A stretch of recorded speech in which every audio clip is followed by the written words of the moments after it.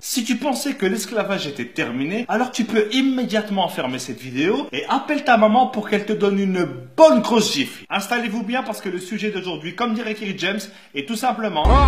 Aujourd'hui, on va parler du franc CFA. Alors déjà, première blague. CFA, ça veut dire colonie française d'Afrique. Je sais pas si vous vous rendez compte, ils ont une monnaie qui porte comme nom colonie. Ils auraient très bien pu l'appeler ferme-la et donne-moi tout, ça aurait été pareil. Mais il y a quelques temps, ils se sont dit, c'est vrai que colonie française... ça se fait pas. C'est un peu schmette, quoi. Et du coup, ils ont décidé de changer. Et maintenant, ils appellent ça coopération financière d'Afrique. Alors là, je dis bravo.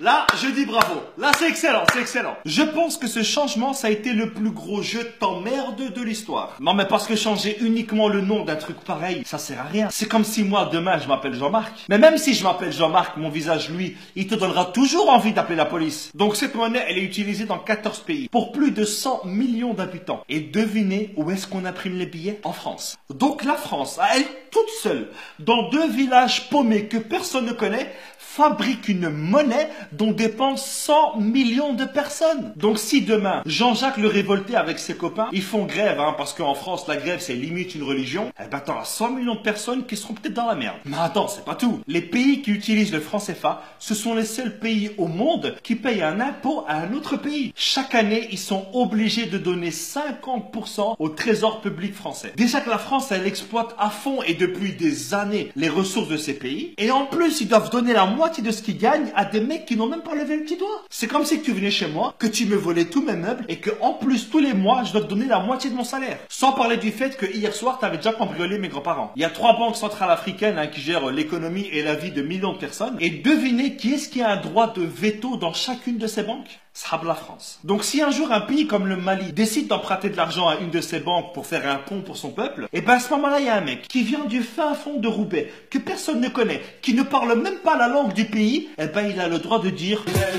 le slogan de la France, ça devrait être maintenant liberté, égalité, fraternité au-dessus de la Méditerranée. En dessous, non, tu pues la merde. Et puis quand j'entends que la France fait des dons en Afrique, non, voler 50 € à quelqu'un et lui donner 10 €, ce n'est pas un don, c'est un remboursement. Et heureusement qu'il y a eu des chefs d'État qui se sont rebellés contre le franc CFA. Il y a eu par exemple Sylvanus Olympio. Ah non, lui il a été assassiné, pardon. Il y avait aussi Thomas Sankara. Non, lui aussi il a été assassiné. Non. Il y a aussi Modibo Keïta.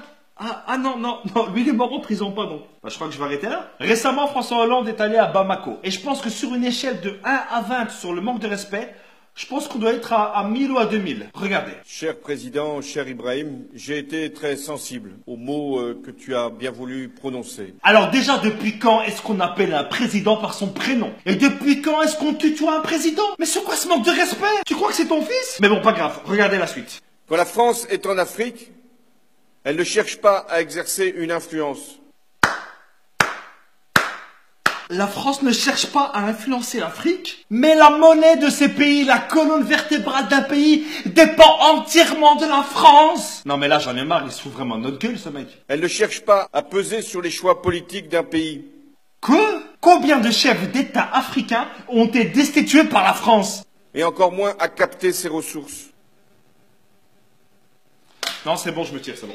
J'ai l'impression que plus c'est gros, plus ça passe. La France, elle est là aujourd'hui uniquement grâce aux ressources de l'Afrique. La France, elle a comme ressource naturelle que le vent et la pluie. Et si la France ne s'intéresse pas à tout ça, qu'est-ce que vous faites à chaque fois en Afrique? Vous savez, à chaque fois qu'un président français va en France, c'est uniquement pour vérifier les stocks et voir si les employés ils travaillent bien. Aucun pays ne peut prendre son indépendance s'il ne gère pas lui-même sa monnaie. C'est pas possible. Je ne peux pas nourrir ma famille et m'occuper de mes enfants si tu voles à chaque fois dans mon frigo et que tu gères mon argent. Le franc CFA, c'est un système qui est mis en place uniquement pour aider le peuple français. Voilà les amis, c'est ici que s'achève cette vidéo. J'espère qu'elle vous aura plu. C'est l'une des vidéos les plus compliquées que j'ai eu à faire. Donc je compte sur vous pour partager un maximum cette vidéo. Parce qu'aujourd'hui, en 2017, il y a encore de l'esclavage, mais économique cette fois. Donc voilà les amis, je compte sur vous. Et n'oubliez pas, comme dirait ma grand-mère, qui vole à neuf se fera d'excellentes omelettes. Ciao!